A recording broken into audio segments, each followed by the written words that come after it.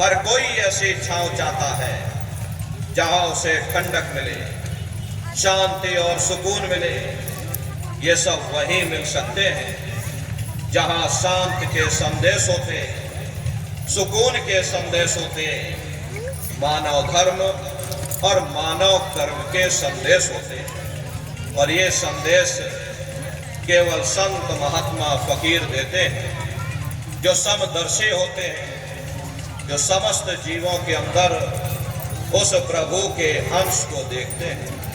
ऐसे समदर्शी उन महात्माओं की खोज करो।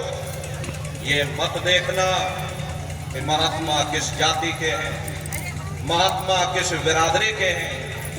अरे जातियां कर्म के अनुसार बनाई गई, जन्म के अनुसार नहीं। मनुष्य की एक ही जाति है, वो है मानव जाति।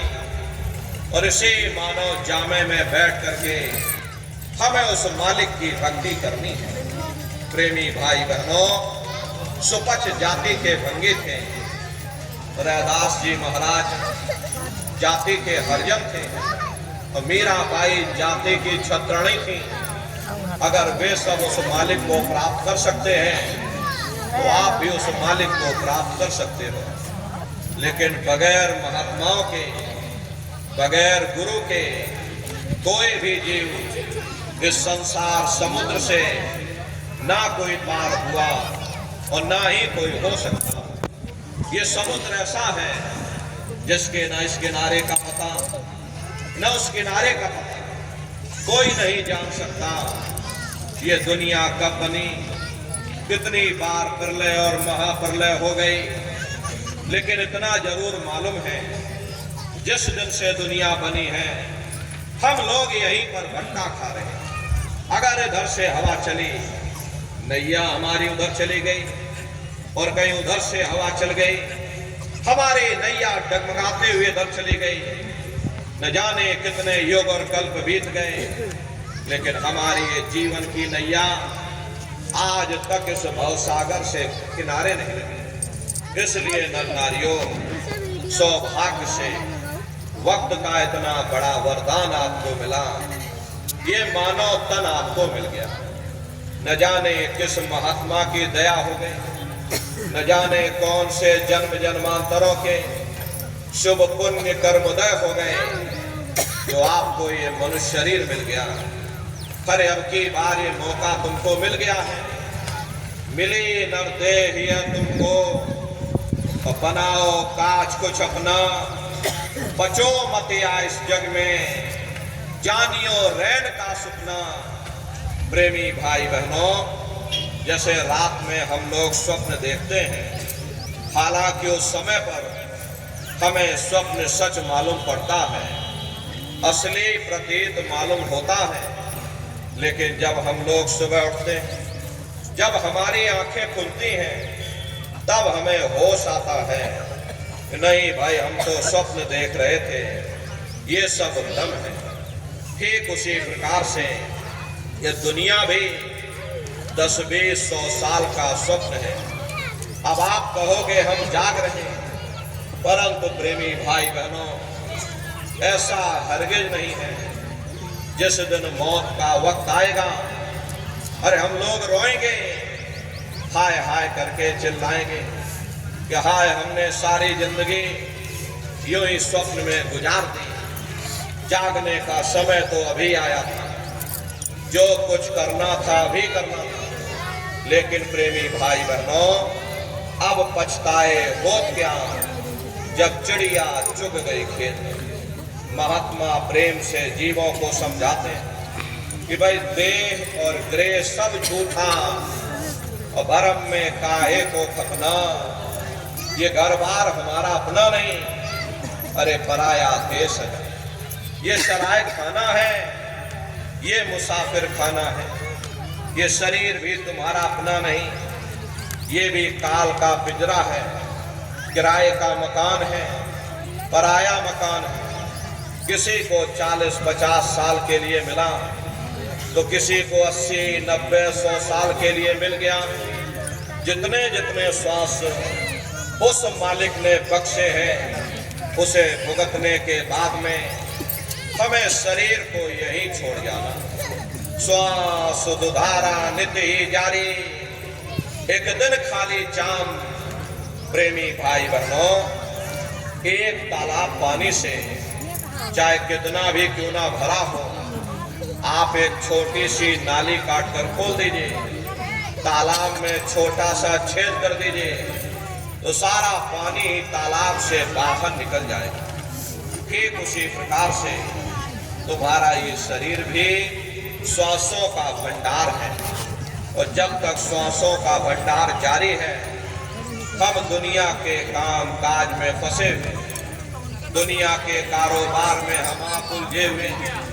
लेकिन जिस वक्त ये श्वासों का भंडार खाली होगा, अरे टेलीफोन खड़क जाएंगे, तार पहुंच जाएंगे, संदेश पहुंच जाएंगे, सब रिश्ते नातेदार, सब कुटुंब परिवार वाले, सब अड़ोस पड़ोस वाले मिनटों सेकंडों में इकट्ठा हो जाएंगे। प्रेमी भाई बहनों, जिस शरीर से तुम इतना प्रेम किया करते थे, साबुन से मल मल करके नहाते थे, उसे कोई एक रात भी घर में रखने को तैयार नहीं होता। ये कंधों पर लटका करके शमशान भूमि पर छोड़ करके आ जाते। हिंदू लोग तिनका तोड़ाते, तो जैसे तिनका टूट गया, तेरा मेरा रिश्ता नाता टूट गया। मुसलमान सिख या ईसाई लोग खाक की मिट्टी कब्र में डाल देते, तो जो मेरे लिए खाक की मिट्टी है वह मेरे लिए तू है। अरे मामूली कष्ट नहीं होता, मौत के समय में घनघोर पीड़ा होती है। जनमत मरत दुसह दुख हुई। सहजो बाई ने बयान किया कि सहजो मौत आइया, अंग अंग दिया तोड़ो, और हिया जरे छाती फटे, उठे वीर घनघोर। गुरु महाराज सत्संग में फरमाते थे, जैसे 1 लाख बिच्छू एक साथ मिल करके हमारे शरीर पर डंक मारे, उससे भी लाखों करोड़ों गुना ज्यादा मौत के समय में दर्द होता है। प्रेमी भाई बहनों, जब मृत्यु आती है तो किस तरह से प्राण निकलते हैं, प्राणों के निकलने की क्या प्रक्रिया होती है, पहले उसे आप अच्छी तरह से समझ लीजिए। सिमटत भास श्वास उठ जावे, अप्राणपति जन सिमट समावे, उस समय हमारी ये श्वासें रुक जाती हैं, शरीर की चेतना नीचे से सिमटने लगती है, तो सबसे पहले गुदा चक्र टूटता है, क्योंकि गुदा चक्र में पृथ्वी का वास होता है। गुदा चक्र टूट करके ऊपर इंद्रिय चक्र में समा जाता है। इंद्रिय चक्र में जल का वास होता है, यानी जल ने पृथ्वी को खोल दिया। फिर जब इंद्रिय चक्र टूटेगा तो ऊपर नाभि चक्र में समा जाएगा। ये नाभि चक्र में अग्नि का वास होता है, यानी अग्नि ने फिर जल को सुखा दिया। ये नीचे से सिमटाव होता है, नीचे से ऊपर की ओर सिमटाव होता है, पैरों के तलवे से लेकर के ये सिर की चोटी तक सिमटाव होता है। फिर जब ये नाभि चक्र टूटेगा तो ऊपर हृदय चक्र में समा जाएगा। हृदय चक्र में वायु का वास होता है, यानी वायु ने अग्नि को अपने में समाहित कर लिया, और इस तरह से वायु ऊपर आकाश मुड़ गई। ये आंखों की पुतलियां ऊपर पलट जाती हैं, मुंह खुला का खुला रह जाता है। अरे महात्मा समझाते हैं कि जब यह कर्म कला उपजावे, बुद्ध सूरत की यान दबावे, जब यह जीवात्मा पांचों तत्वों को लांग करके जल पृथ्वी अग्नि वायु आकाश पांचों तत्वों को लांग करके ऊपर आती है, तो काल दार में आंदवानी, जब ढर के नैनन से पानी, जब काल अपनी दाढ़ में दबाता है उस समय नेत्रों से पानी निकलता है, इंद्रियां टूट टूट करके चकनाचूर हो जाती, सब नात रिश्तेदार खड़े रह जाएंगे। अरे लगे टकटकी दिखे न भाई, वाह समय को करे सहाई, उस समय मरने वाला टकटकी लगाकर देखता है कि कोई मेरी मदद कर दे, कोई मेरी सहायता कर दे, कोई मुझे बचा ले। लेकिन प्रेमी भाई बहनों, सब नात रिश्तेदार खड़े रह जाते हैं, भाई बंधु सब देखते रह जाते हैं, डॉक्टर वैद्य हकीम सब आपको घेरे रह जाते हैं, लेकिन उस समय आपको कोई बचा नहीं पाता। जम के दूत घेर चौफेरा, निक्षय प्राण छोड़ के डेरा। यमदूत आते हैं, प्राणों की डोरी को तोड़ देते हैं और जीवात्मा को खींच करके इस शरीर से बाहर कर दिया जाता है। जैसे ही जीवात्मा शरीर से लग गई, ये शरीर हमारा मिट्टी हो जाता है और इस मिट्टी को ले जाकर के तुम शमशान भूमि पर जला करके राख कर देते। हाड़ जले जैसे लाकड़ी, केस जले जैसे घास, कंचन जैसी काया ढह गई और कोई ना आवे पास।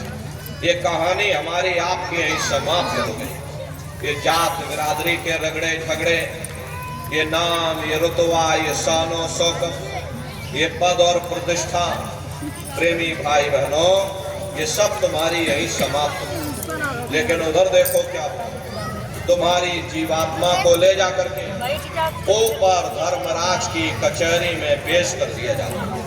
वहां पलक झपकते ही तुम्हारे अच्छे और बुरे कर्मों का हिसाब किताब हो जाता है। अरे धर्मराज तुमको सजा सुना देते, ले जाओ इनको फलाने नरक में डाल दो, क्योंकि मैंने इनको मौका दिया था। जब ये माँ के घर में उल्टे लटके हुए थे, सिर इनका जब नीचे था और पैर जब इनके ऊपर थे, माँ के घर में जब ये उल्टे लटके हुए थे, उस समय इन्होंने मुझसे प्रार्थना की थी कि हे मालिक, अब प्रभु कृपा करो वे पति, सब तज भजन करे दिन रात। कि हे परमात्मा, इस बार हमको मौका दे दो, इस बार हमको ये मनुष्य शरीर दे दो, हम भजन करेंगे, भक्ति करेंगे, हम अपनी जीवात्मा का कल्याण करेंगे। तो मैंने इनकी प्रार्थना को स्वीकार कर लिया और इनको मैंने सुंदर सा ये मनुष्य शरीर दे दिया और कह करके मैंने भेजा था कि भाई ये मनुष्य शरीर ये किराए का मकान है, ये तुम्हारा अपना नहीं है। अगर ये तुम्हारा अपना होता तो हमेशा तुम्हारे पास रहता, ये तुम्हारा अपना नहीं। ये मैंने तुमको कुछ समय के लिए किराए का ये मकान दिया है। हाँ, तुम अपनी जीवात्मा को मेरे किराए के मकान में बैठा करके मालिक की भक्ति करके समय रहते अपनी जीवात्मा को जगा लेना, अपनी जीवात्मा का कल्याण करा लेना। मैंने कुछ समय के लिए तुम सबको ये किराए का मकान दिया है और जब समय पूरा होगा तो मैं अपने सिपाहियों को ऊपर से भेजूंगा और उस समय पर तुम मेरे किराए के मकान को खाली कर देना।